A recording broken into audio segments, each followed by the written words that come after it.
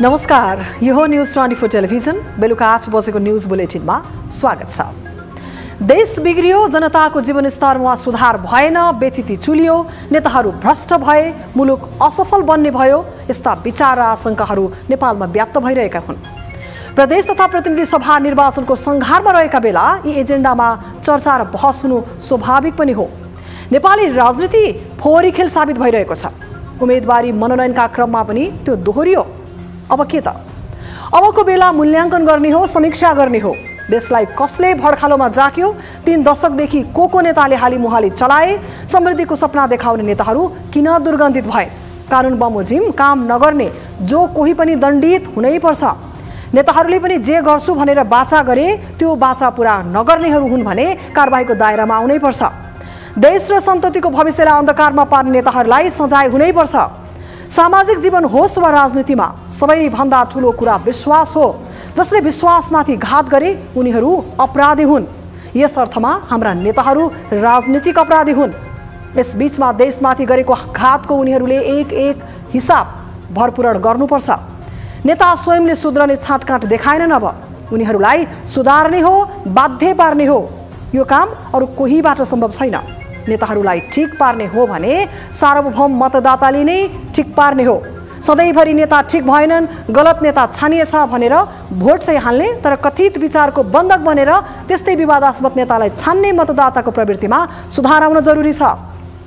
नीति, एजेन्डा, आदर्श र निष्ठाको कसीमा जो खरो रूपमा उत्रिन सक्छ त्यस्ता व्यक्ति छान्ने काम मतदाताकै हो। अब पनि मतदाता दास होइनन्। एकपटकको सानो भुलले देश र जनतालाई लामो समय अहित गर्न सक्छ। कतिपय गल्ती यस्ता हुन्छन् जो पछि सच्याउने ठाउँ रहने छैन। यसतर्फ मतदाताले हेक्का राख्न जरुरी छ। अब न्यूज बुलेटिनका हेडलाइन्स। पूर्व प्रधानमन्त्री नेपाल र भट्टराई जोडिएको बालुवाटार जग्गा प्रकरणका दोषीलाई उन्मुक्ति दिने डरलाग्दो योजना। सीआईबीको प्रतिवेदनका आधारमा मुद्दा चलेन। राजनैतिक दबावमा प्रहरी र सरकारी वकिल। लगभग निर्देशन अनुसारको कामहरू अब सकिने चरणमा छ। केन्द्र सरकारबाट मन्त्री बर्खास्त गरिएपछि मधेस सरकार आक्रामक। कांग्रेसका 3 प्रदेश मन्त्री बर्खास्त। माओवादी र एकीकृत समाजवादीका मन्त्री सुरक्षित।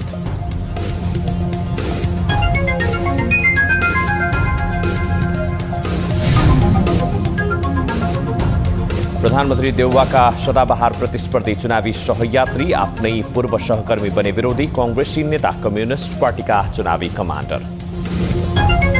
कुन समयसम्म योगदान दिन सक्छु, मसँग कति समय छ, सबैभन्दा महत्त्वपूर्ण त्यो हो। महँगा गाडी, मदिरा, मोबाइल र मोटरसाइकलको आयात प्रतिबन्धलाई निरन्तरता। प्रतिबन्धलाई मङ्सिर मसान्तसम्म लम्ब्याउने सरकारको निर्णय।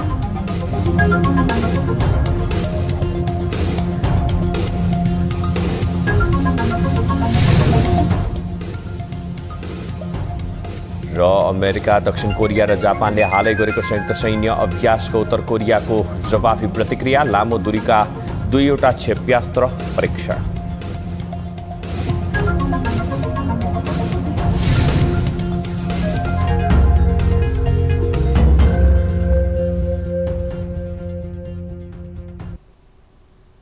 हामी निरन्तर न्यूजमा छौं।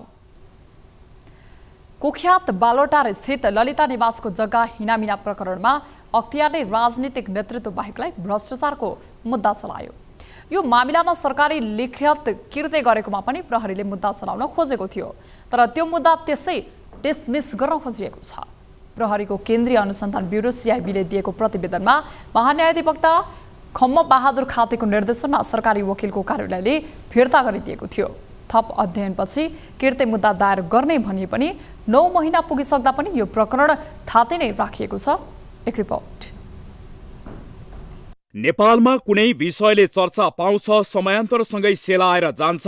कुनै मुद्दाको उठान हुन्छ तर तार्किक निष्कर्षमा नपुगी हराउँछ। यो राजनीतिक मुद्दामा मात्र होइन, कागजत कीर्ति जस्तो मामिलामा पनि हुने गरेको छ। ललिता निवासको जग्गा हिनामिना प्रकरण त्यसको एउटा ज्वलन्त उदाहरण हो। ललिता निवास प्रकरण सरकारी जग्गामा माफियाले कसरी कब्जा गर्छन् भन्ने ज्वलन्त उदाहरण साबित भएको छ। तर अहिलेसम्म पनि उक्त प्रकरणमा कृत्य गर्नेहरू विरुद्ध कारबाही टुङ्गोमा पुगेको छैन। प्रधानमन्त्री निवास समेत रहेको क्षेत्रको 279 रोपनी सरकारी जग्गा मध्ये 143 रोपनी जग्गा हिनामिना भएको निष्कर्ष सहित अनुसन्धान प्रतिवेदन सीआईबीले गत पुसमा जिल्ला सरकारी वकिललाई बुझाएको थियो। 3 वर्ष लगाएर अनुसन्धान गरेको सीआईबीले 360 जना विरुद्ध लिखित सम्बन्धी कसुरमा मुद्दा चलाउनु पर्ने राय दिएको थियो। तर सरकारी वकिलको कार्यालयबाट महान्यायाधिवक्ता खम बहादुर खातीले अध्ययनका नाममा प्रतिवेदन झिकाएर अनुसन्धान अपुरो देखाएर सीआईबीलाई नै फिर्ता पठाउन निर्देशन दिएका थिए।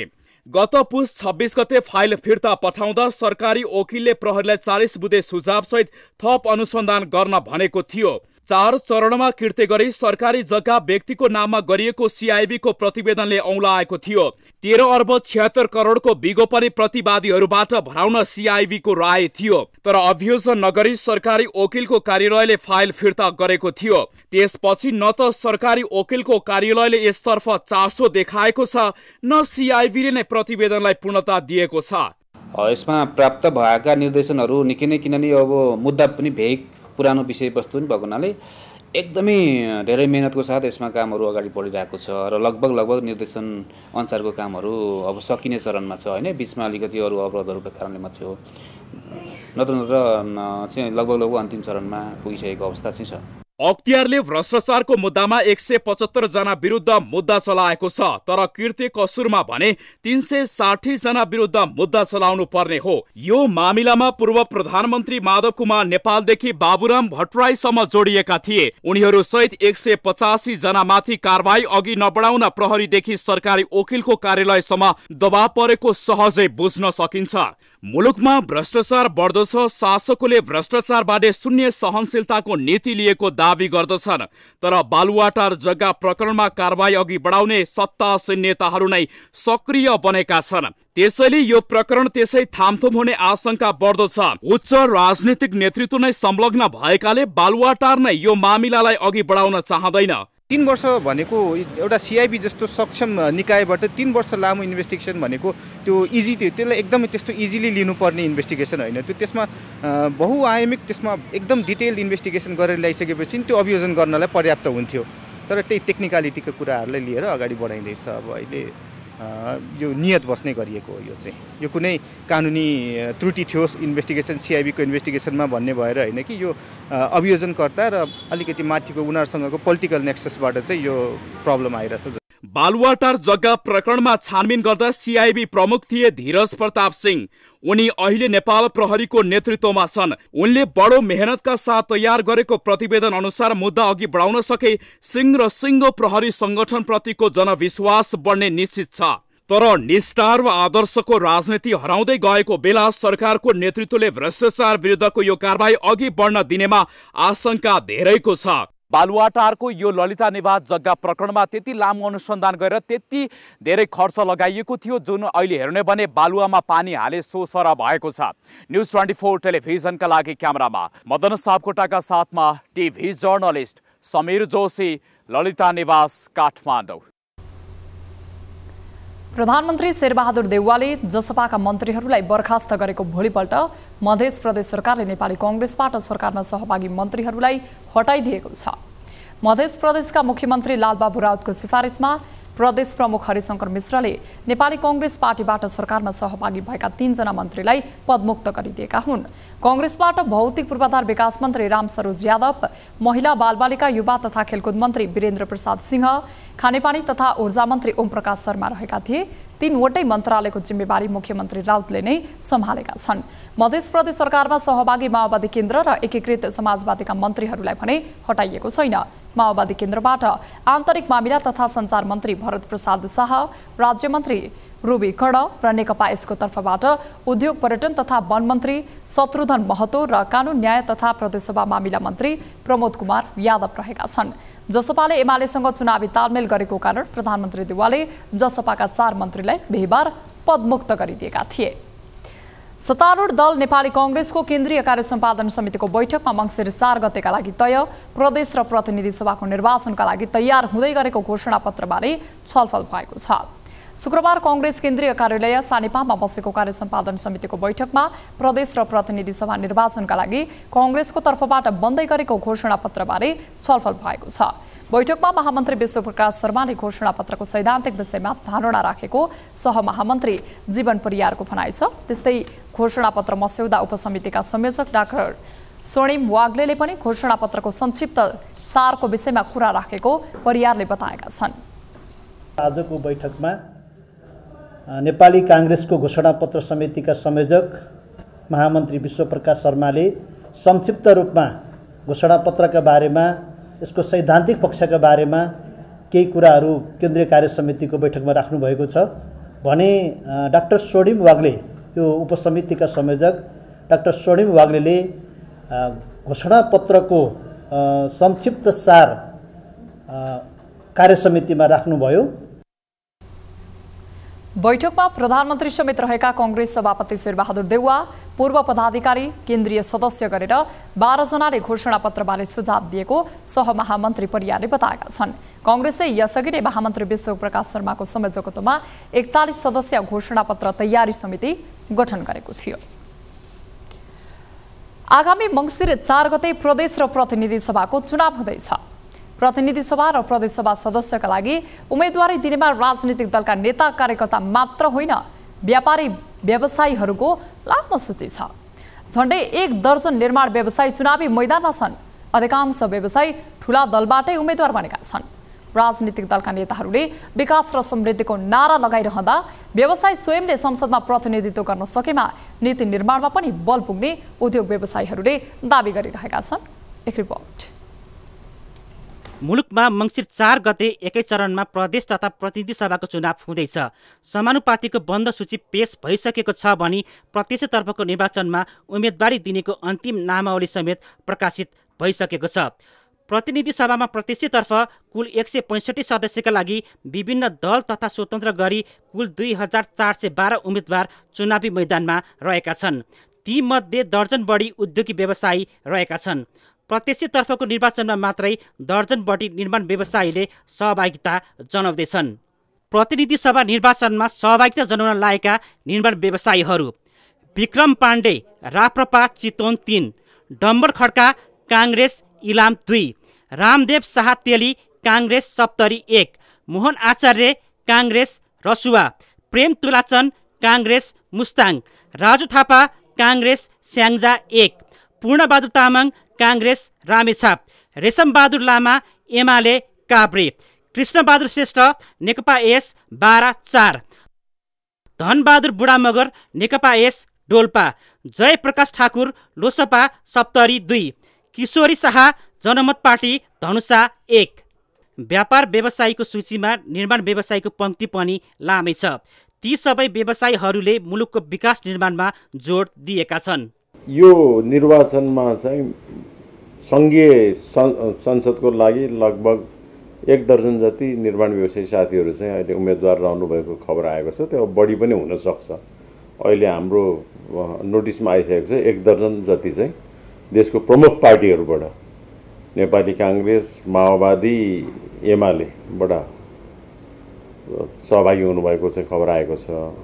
निर्वाचनमा निर्माण व्यवसायीको सहभागितालाई सकारात्मक रूपमा हेरिएको छ। निर्माण क्षेत्रमा लामो समयको अनुभव भएका व्यवसायीले सदनको प्रतिनिधित्व गर्दा पूर्वाधार विकासले उचित लय समाउने विश्वास गरिएको छ।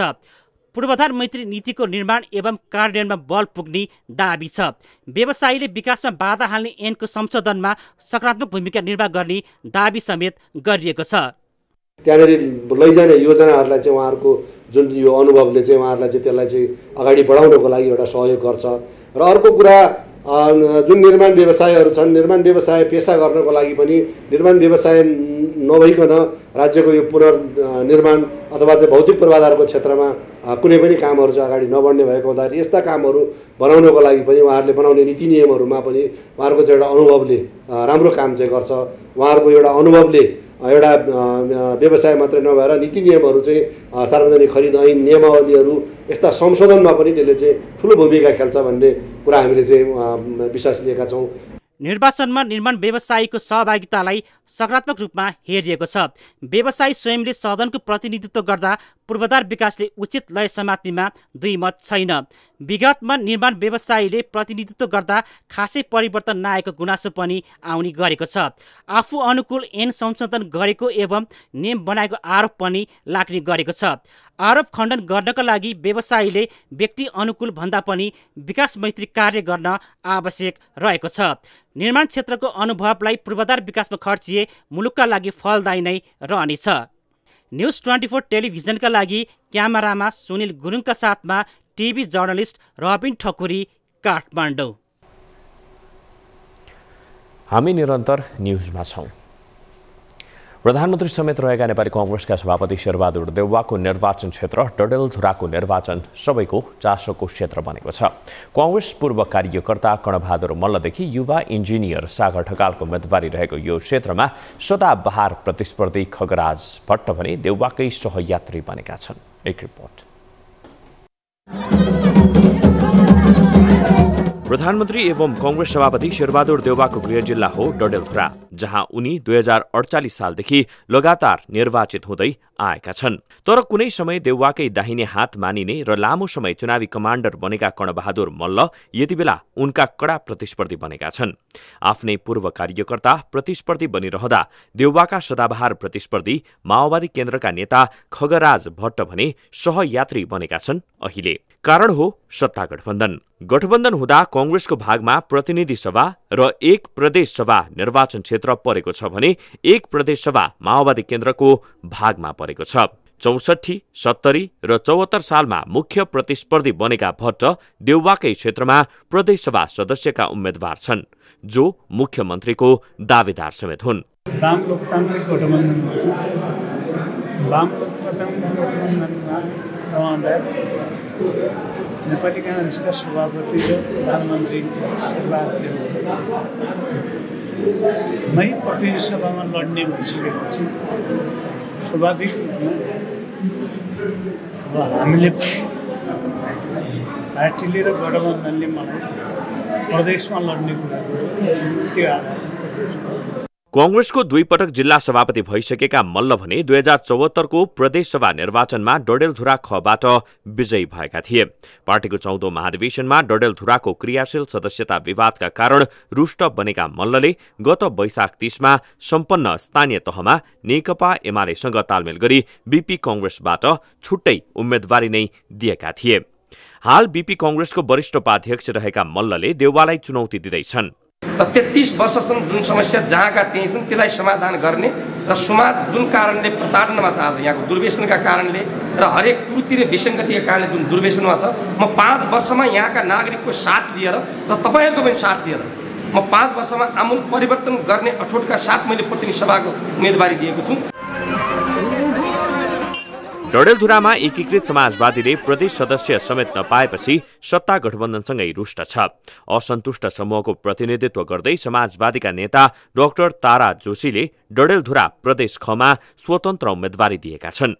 लोकप्रिय नेताको छवि बनाएका जोशीको बहिर्गमन देउवालाई थप चुनौती बनेको छ। मैले कति अब यो विकासका लागि मेरो कति उमेर छ, कति मैले योगदान गर्नुपर्ने छ, कुन समय भयो, मेरो उमेर कति भयो, यी सबै कुराले हेर्नुपर्ने हुन्छ। त्यसको अगाडि म कुन समयसम्म योगदान दिन सक्छु, मसँग कति समय छ, सबैभन्दा महत्त्वपूर्ण त्यो हो। मैले त्यो हेरेँ।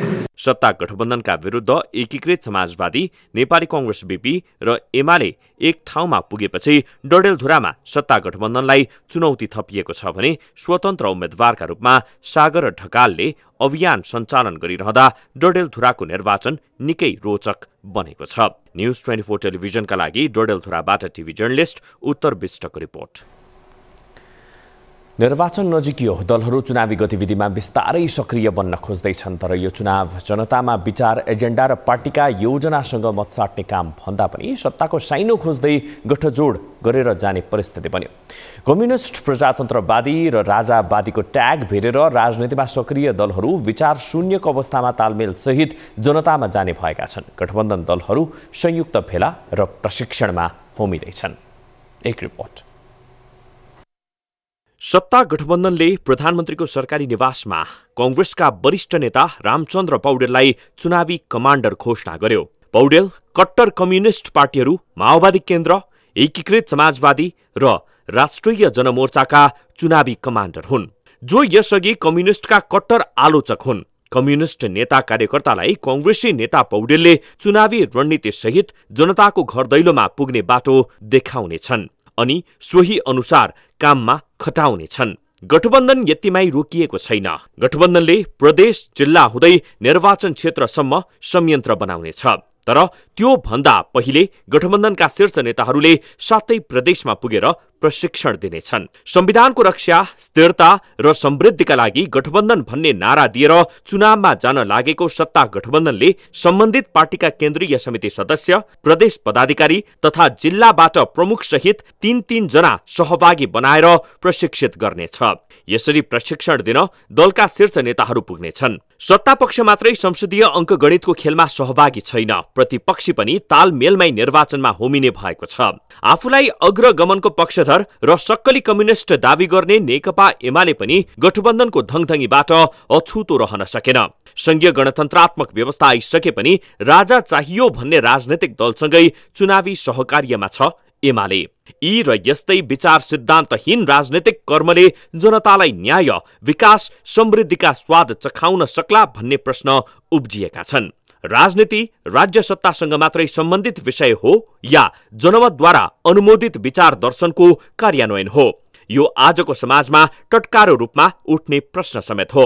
तर राजनीतिको अन्तर्य विचार दर्शनको आधारमा अनुमोदित जनमतलाई राज्य सत्तासँग जोड्ने विषय नै हो। तर विभिन्न कालखण्डमा राजनैतिक आन्दोलनमा जेल जीवन बिताएका र विचार दर्शनको लडाईँ नै प्रमुख ठान्ने नेताहरूको चुनावी गठबन्धन भने विकृत राजनीतिको दूषित नतिजा नै हो। पुँजीवाद र समाजवादका दर्शन घोकाउने नेताहरू नै चुनावी गठजोड सहित सत्तामा पुग्न गरेको दौडले भने देशको शासन व्यवस्था र राज्य व्यवस्थामाथि नै खतरा पैदा नगर्ला भन्न सकिँदैन। न्यूज 24 टेलिभिजनका लागि राजनीतिक ब्युरोको रिपोर्ट। प्रदेश र प्रतिनिधि सभाको निर्वाचनको अब 37 दिन मात्रै बाँकी छ। निर्वाचन नजिकिएसँगै दल तथा दलका उम्मेद्वारहरू पनि निर्वाचनको प्रचार प्रसारका लागि आन्तरिक भेला तथा बैठकहरूलाई तीव्रता दिँदै आएका छन्। अझ बेला बेलामा काठमाडौँका मतदाताले त गतिशील र परिवर्तनशील भएको जस्तो छनक पनि देखाउने गरेका छन्। यसैको छेको पारेर आज हामीले काठमाडौँका मतदातामा निर्वाचनलाई लिएर कस्तो खालको उत्साह छ भनेर स्थलगत कुराकानीलाई जोड्ने प्रयत्न गरेका थियौँ। मङ्सिरमा 4 गते हुन गइरहेको प्रतिनिधि सभा र प्रदेशसभा निर्वाचनलाई लिएर निर्वाचन आयोगले कुनै पनि मत सर्वेक्षण पोलबाट सर्वेक्षण नगराउन निर्देशन नै दिएको छ। तर काठमाडौँका मतदाताले भने हाम्रो स्थलगत सर्वेक्षणको क्रममा मिश्रित प्रतिक्रिया दिएका छन्। यो हेरौँ। दर्शकवृन्द, आम निर्वाचनको अब 37 दिन मात्र बाँकी छ। विशेष गरी काठमाडौँका मतदाताहरूलाई मतदान गर्नका लागि यो निर्वाचनले कतिको छोएको छ त? यो 37 दिन बाँकी रहँदा काठमाडौँका रैथाने समुदायहरूलाई, काठमाडौँका रैथाने मतदाताहरूलाई यो निर्वाचनले कसरी छोएको छ यो विषयमा कुराकानी गर्न गइरहेका छौँ। विशेष गरी काठमाडौँका मतदाताहरूले परिवर्तन चाहन्छन्, गतिशील छन् र परिवर्तनशील छन् काठमाडौँका मतदाता। यो हिसाबले पनि आज हामीले काठमाडौँका मतदातालाई कसरी निर्वाचनले छोएको छ, काठमाडौँका मतदातामा कस्तो खालको उत्साह छ, के सोचिरहेका छन् काठमाडौँको मतदाताले निर्वाचनलाई लिएर, यी यावत विषयमा कुराकानी गर्नेछौँ। जनताले के गरिरहेछ भन्नुहोस् त एकखेर। मुख्य जनताले गरेर देखाउनु पर्यो, अनि मात्रै हुन्छ। जनताले अहिलेसम्म सिरको एउटा पनि भाँचा छैन, खुसी पनि छैन, दुखी पनि छैन। त्यो चाहिँ अब चुनाव आएर हामीले के गर, हाम्रो काम बन्दैन, हामीले केही गर्नु पर्यो भने हामीलाई कति दुःख हुन्छ होइन, सोच्दैन नि। त्यही हो कि हामी चाहिँ भोट खसाल्ने भयो, आफ्नो अधिकार चाहिँ दिनै पर्छ। त्यो अधिकार चाहिँ हामी प्रयोग गर्छौँ, तर पार्टीलाई चाहिँ दिनै नदिने। निर्वाचन आएको चाहिँ राम्रो हो होइन, अब आफ्नो आफ्नो पार्टीलाई कोही कोही छानिन्छ, तर हामीलाई चाहिँ त्यति लाग्दैन क्या। हामी पहिलेदेखि हेरिरहेको हिसाबले यो पार्टीहरूले केही गरेको छैन, अहिले यङ जेनेरेसन मात्रै चाहिन्छ, त्यही हो। एकदम खुसी लागिरहेछ, किन नयाँ युवा आउँछ, देश राम्रो हुन्छ होइन। अब पहिलाको बुढापाकालाई सबैलाई हटाइदिने यो काम छैन अब यिनीहरू मङ्सिर 4 गते भन्ने कुरा चाहिँ धेरै सुनिरहेको छु अनि खुसी चाहिँ खुसी लागेको छ अझै पनि आशा छ केही त चुनावमा आउँदा खुसी त लाग्छ तर मन्त्री भइसकेपछि त्यति वास्ता गर्दैन हामीलाई देशको निम्ति भएकै छैन सबै आयो छर्लङ्गै छैन सबै भागबन्डाले कसरी हुन्छ अब काले काले मिलेर खाउँ भाले जस्तै हो हामीलाई त अब हामी राजनीतिमा जानु पनि होइन आफ्नै कमाइ खायो आफै बस्यो म यो पालि चाहिँ अलिकति पोजिटिभ नै छु जोस् है चुनावलाई लिएर चाहिँ अनि कस्तो भन्दाखेरि अलिक चेन्ज आउँछ भन्ने चाहिँ केही आशा चाहिँ छ यो पालि चाहिँ किन भन्दाखेरि यो पालि यो जुन अगाडि भयो नि जुन चुनाव भयो होइन त्यसमा पनि अब पोजिटिभ रेस्पोन्स आएर राम्रै काम भएको देखेको छु अहिले चाहिँ जनताले थाहा छ नेताहरूको चाल के भनेर होइन कसले खोजिदिने अब जो आए पनि त्यही हो अब स्वतन्त्र उमेरबाट आयो भने उहाँलाई चाहिँ स्वतन्त्रलाई दिने विचार छ जिन्दाबाद महेन्द्रले कति राजतन्त्रले कति वीरेन्द्रले कति कल कारखाना खोल्यो त्यो सबै बेचेर कमिसन र आफू मात्रै पेट भर्नेलाई जनतालाई त कुनै पनि सबै विदेश मात्रै पठाएर यिनीहरूले त्यसको पनि कमिसन खाएर बसिरहेको छ भने त्यस्तो नेताहरूलाई भोट दिनु त कहाँको इन्ट्रेस्ट हुन्छ ल हामीलाई के उठ्छ अनि अब नेताहरूलाई मात्र उत्साह हुन्छ नि हामीलाई त के हो भोट दियो अब लिन आएपछि नमस्ते नमस्ते गर्छ भोट सकेपछि सक्यो मतदातामा उत्साह कस्तो छ भनेर यी विचारहरू लिने क्रममा अधिकांश हामीसँग जसले आफूले विचारहरू व्यक्त गर्नुभयो उहाँहरूले चाहिँ नयाँ अनुहार आउने जस्तो छ आउँदा जस्तो छ र आउँदा खुसी हुन्छौँ जस्ता खालका अभिव्यक्तिहरू दिनुभएको छ यसरी हेर्दा पनि काठमाडौँ गतिशील छ काठमाडौँका मतदाताहरू परिवर्तनशील छन् परिवर्तनका सम्भाग बनेका छन् हरेक कालखण्डमा र यसपालि पनि काठमाडौँका मतदाता त्यो परिवर्तनगामी यात्राका लागि उत्साहित छन् न्युज 24 टेलिभिजनका लागि क्यामेरामा सुनिलका साथमा म अनिल सुनाम काठमाडौँ न्युजहरू अझै बाँकी छन् अब पालो ब्रेकको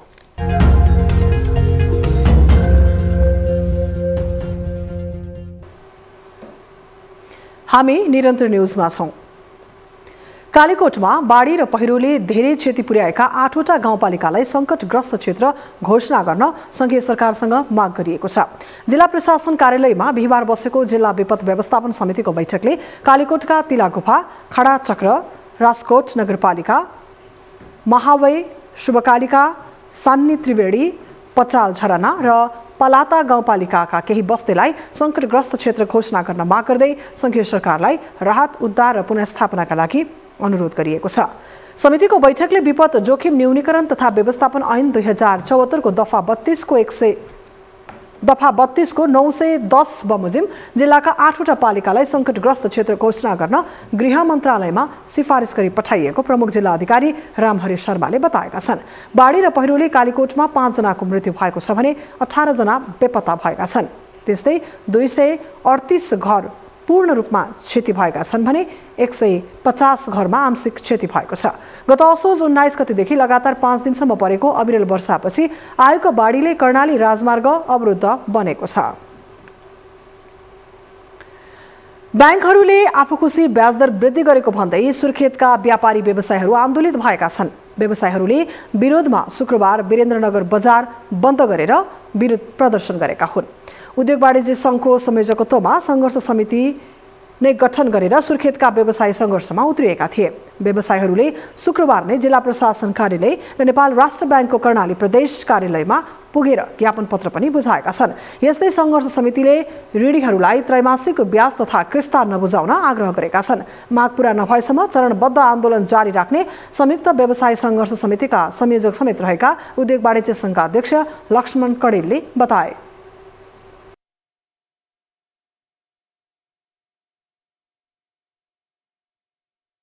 ब्याङ्कहरूको यो अहिले चाहिँ चर्को ब्याज दरका विरुद्धको आन्दोलन जबसम्म यो चर्को ब्याज दर चाहिँ तपाईँको तल झारिन्न तबसम्म यो हाम्रो चाहिँ आन्दोलन यथावत रूपमा अगाडि बढ्ने कुरा म यहाँको माझमा राख्न चाहन्छु धन्यवाद कर्जाको ब्याजदर 9% भन्दा कम हुनुपर्ने, कर्जा प्रवाह गर्दा ब्याङ्कहरूले विभिन्न शीर्षकमा सेवा शुल्क लिन नहुने, पुरानो चालु पुँजी कर्जा निर्देशिकालाई कायम राखी नयाँ निर्देशिकालाई क्रमिक रूपमा लागू गर्नुपर्ने, धितो निलामी प्रक्रिया 2079 चैतसम्म कायम राख्नुपर्ने, साथै राष्ट्र ब्याङ्कले जारी गर्ने रिपो 1% मा झार्नुपर्ने माग व्यवसायीहरूको छ। हामी निरन्तर न्युजमा छौं। नागरिकका सबै विवरण एकै स्थानमा राख्ने भन्दै सरकारले राष्ट्रिय परिचय पत्रको अवधारणा ल्यायो। अहिले देशभर राष्ट्रिय परिचय पत्र बनाउनेको लड्को लाग्ने गरेको छ। अझ राहदानी बनाउन यसलाई अनिवार्य नै गरिएको छ। तर आवश्यक पूर्वाधारको तयारी नै नगरी यसलाई अनिवार्य गरेपछि यति बेला बर्दियाका नागरिकले दिनौं शास्ति भोगिरहेका छन्। यति बेला एका बिहानै बर्दिया प्रशासन अगाडि राष्ट्रिय परिचय पत्र बनाउने सेवाग्राहीको चाप अत्याधिक लामो देख्न सकिन्छ। एक रिपोर्ट।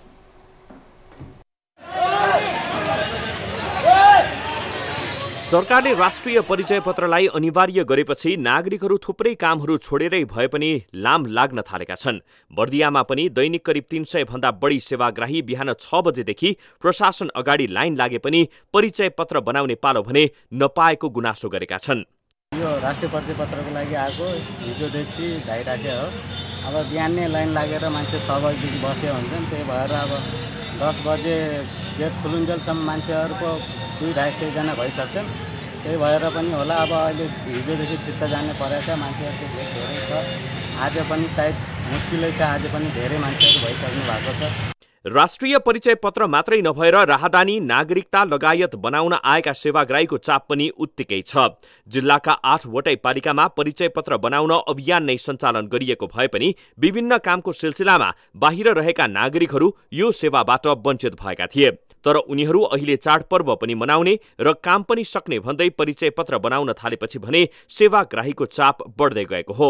वडा स्तरमै अभियानको रूपमा राष्ट्रिय परिचय पत्र बनाउने काम थाल्दा सर्वसाधारणलाई शास्ति कम हुने सेवाग्राहीको भनाइ छ। एक दिनमा 100 होइन क्या, 200 बाँड्दिनु। मान्छे कतिपय टाढाबाट आउँछ, कतिपय नजिक आउँछ। ओडामा दिएपछि सबैले गर्न सक्छ क्या। लाइन बसेछ बिहानबाट 7 बजे आएर। अहिले कतिजना मान्छे फर्किनुहुन्छ परिचय कार्डको लागि फर्म नपाएर।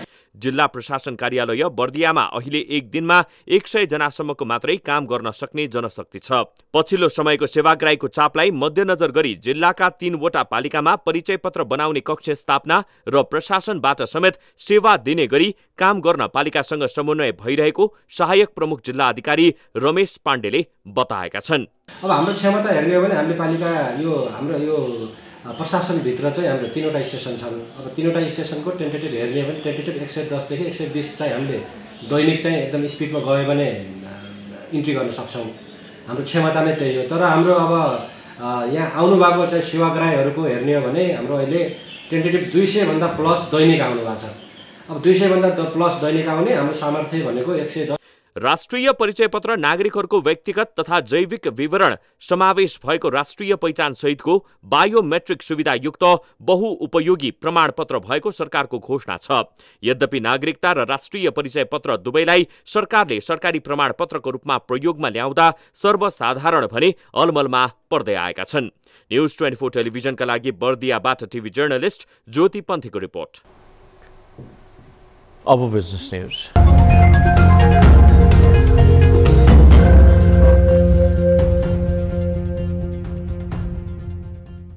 सरकारले महँगा गाडी, मदिरा, मोबाइल र मोटरसाइकलको आयात प्रतिबन्धलाई निरन्तरता दिएको छ। शुक्रबार बसेको मन्त्री परिषदको बैठकले 4 प्रकारका वस्तुको पैठारीमा लगाइएको प्रतिबन्धलाई मङ्सिर मसान्तसम्म लम्ब्याउने निर्णय गरेको सरकारका प्रवक्ता ज्ञानेन्द्र बहादुर कार्कीले जानकारी दिए। सरकारले विदेशी मुद्राको सञ्चिति कम भएको भन्दै गत वैशाखमा 10 प्रकारका वस्तुमा असार मसान्तसम्म आयातमा पूर्ण प्रतिबन्ध लगाएको थियो। उक्त प्रतिबन्धलाई थप कडाई गर्दै सरकारले असार 31 मा प्रतिबन्ध लम्ब्याएको थियो। तर भदौ 14 गते कुरकुरे, हीरा लगायतका 6 प्रकारका वस्तुको प्रतिबन्ध फुकुवा गर्दै गाडी, मोबाइल, मदिरा र मोटरसाइकल आयात प्रतिबन्धलाई यथावत राखेको थियो।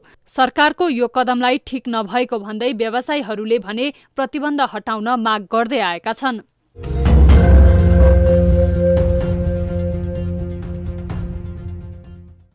बजेट र मौद्रिक नीतिबीच तालमेल नहुँदा मुलुकमा उद्योग व्यवसाय गर्ने वातावरण नभएको निजी क्षेत्रले गुनासो गरेको छ।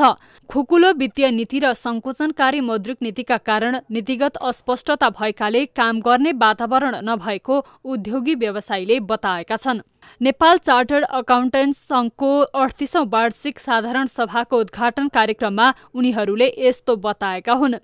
कार्यक्रममा उद्योग वाणिज्य महासंघका अध्यक्ष शेखर गोल्छाले लामो समयदेखि वित्तीय क्षेत्रले भोग्दै आएको तरलताको समस्या, ब्याजदर वृद्धि लगायतका कारण पनि उद्योग व्यवसाय सञ्चालन गर्न कठिनाई भएको बताए।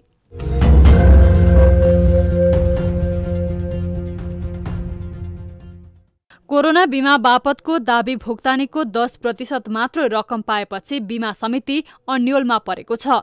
सरकारले दिनुपर्ने दाबी रकम मध्ये 10% मात्र रकम उपलब्ध गराएपछि कसलाई कति बाँड्ने भन्नेमा बीमा समिति अन्योलमा परेको हो। सरकारले कोरोना बीमा दाबी भुक्तानीको लागि हालै मात्र बीमा समितिलाई 1 अर्ब रुपैयाँ उपलब्ध गराएको छ। 11.5 अर्ब रुपैयाँ बराबरको दाबी भुक्तानी बक्यौता रहे पनि सरकारले 1 अर्ब रुपैयाँ मात्र निकासा गरेको छ। सरकारले उपलब्ध गराएको रकमबाट भुक्तानी दिन समस्या भएको समितिले जानकारी दिएको छ।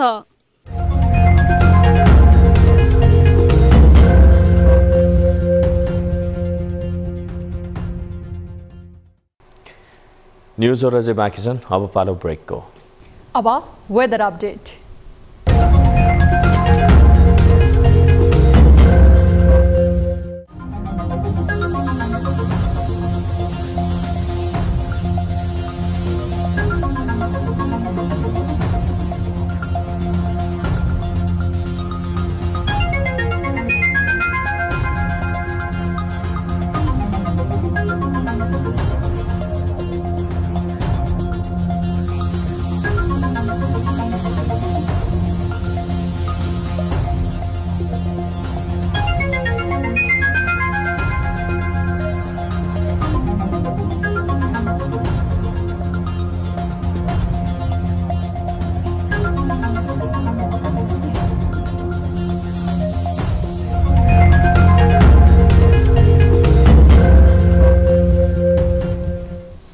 अब न्यूज बुलेटिनको अन्त्यमा पुनः हेडलाइन्स। पूर्व प्रधानमन्त्री नेपाल र भट्टराई जोडिएको बालोटार जग्गा प्रकरणका दोषीलाई उन्मुक्ति दिने डरलाग्दो योजना, सीआईबीको प्रतिवेदनको आधारमा मुद्दा चलेन, राजनीतिक दबावमा प्रहरी र सरकारी वकिल। लगभग निर्देशन अनुसारको कामहरू अब सकिने चरणमा छ। केन्द्र सरकारबाट मन्त्री बर्खास्त गरिएपछि मध्य सरकार आक्रामक, कांग्रेसका 3 प्रदेश मन्त्री बर्खास्त, माओवादी र एकीकृत समाजवादीका मन्त्री सुरक्षित।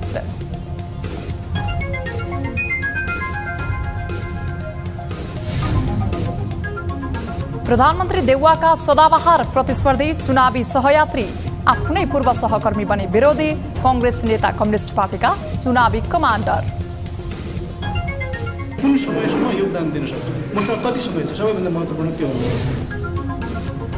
महँगा गाडी, मदिरा, मोबाइल र मोटरसाइकलको आयात प्रतिबन्धलाई निरन्तरता, प्रतिबन्धलाई मङ्सिर मसान्तसम्म लम्ब्याउने सरकारको निर्णय।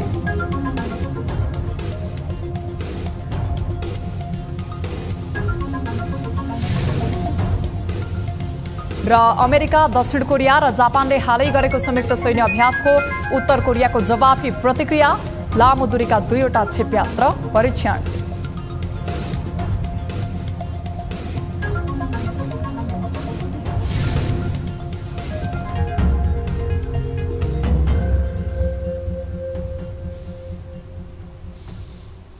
बेलुका 8 बजेको न्यूज बुलेटिन अहिलेलाई यति नै।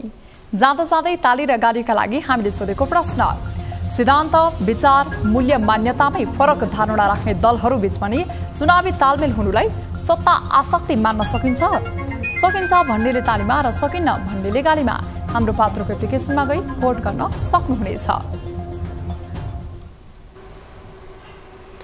थप न्यूजका लागि हाम्रो वेबसाइट www.news24nepal.com हेर्नुहोला। साथै हामीलाई फेसबुक, ट्विटर र युट्युबमा पनि फलो गर्न सक्नुहुनेछ। यस्तै मोबाइल, भाइबर र इमेलबाट 24 हेल्प डेस्कमा कुनै समस्या या गुनासो छन् भने सम्पर्क गर्न सक्नुहुनेछ। अहिलेलाई बिदा दिनुहोस्, हामी निरन्तर न्यूजमा छौं। नमस्ते।